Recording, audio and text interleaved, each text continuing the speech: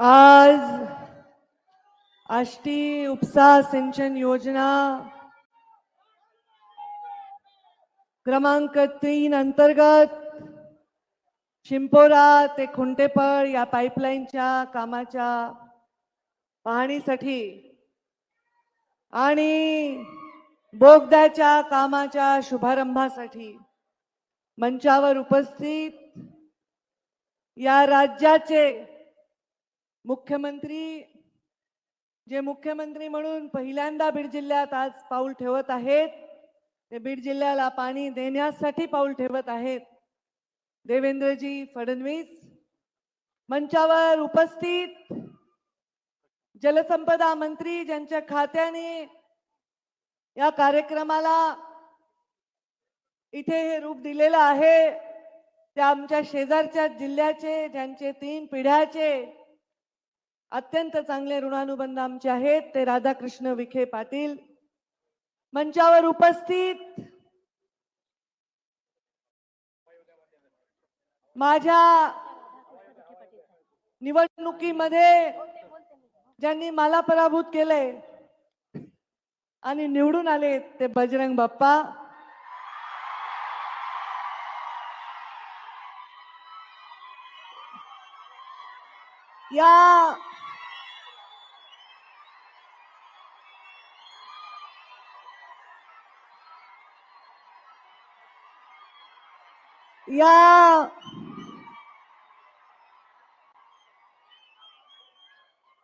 या जिल्ह्याचे आमदार ज्यांना 2009 मध्ये पहिल्यांदा गुलाल लागला, तो भारतीय जनता पार्टीतूनच लागला आणि आता 2024 मध्ये परत आमदार म्हणून निवडून आले, ते ज्यांनी ही सभा आयोजित करण्यामध्ये मोठा लोकांचा संग्रह करण्यामध्ये योगदान दिलंय आणि प्रचंड उत्साहाने लोक टाळ्या वाजवत आहेत.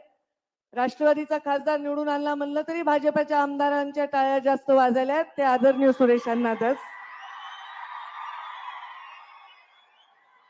मंचावर उपस्थित आमचे ज्येष्ठ मार्गदर्शक, अनेक वर्ष ज्यांचा संबंध आमच्या परिवाराशी आहे आणि पहिल्यांदा लोकसभा निवडणूक त्यांनी सुद्धा इथून लढली, ते आदरणीय प्रकाशदादा सोळंके.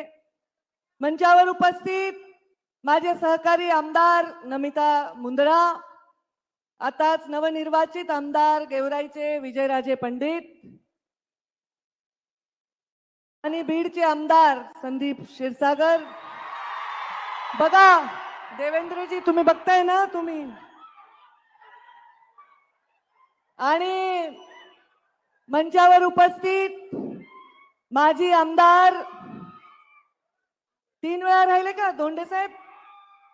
3 वेळा झालेत का आमदार? 4 वेळा.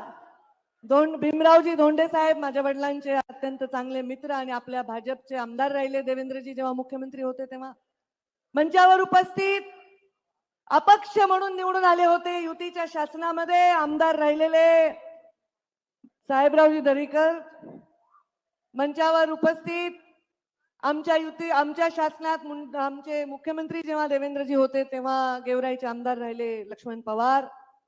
मंचावर उपस्थित जलसंपदाचे सचिव दिलीप कपूरजी, आयुक्त गावडेजी, पाठकजी, जिल्हाधिकारी आमचे आणि आदित्य जीवणे सीईओ, समीर काझी अध्यक्ष वक्फ बोर्डाचे, आमचे भाजपाचे जिल्ह्याचे अध्यक्ष शंकर देशमुख आणि मंचावर उपस्थित सर्व इतर मान्यवर आणि या सभेला मोठ्या संख्येने आलेले सर्व शेतकरी बांधव, वडीलधारी मंडळी, तेवढ्याच मोठ्या संख्येने, त्याहूनही अधिक संख्येने आलेल्या आमच्या लाडक्या बहिणी. देवेंद्रजी, या सगळ्या तुमच्या लाडक्या बहिणी आहेत आणि अत्यंत जोरात घोषणाबाजी करून या कार्यक्रमाचा उत्साह वाढवत असलेले देवेंद्रजी, आपल्याला बाहुबली म्हणून संबोधित करणारे हे सर्व युवा बांधव.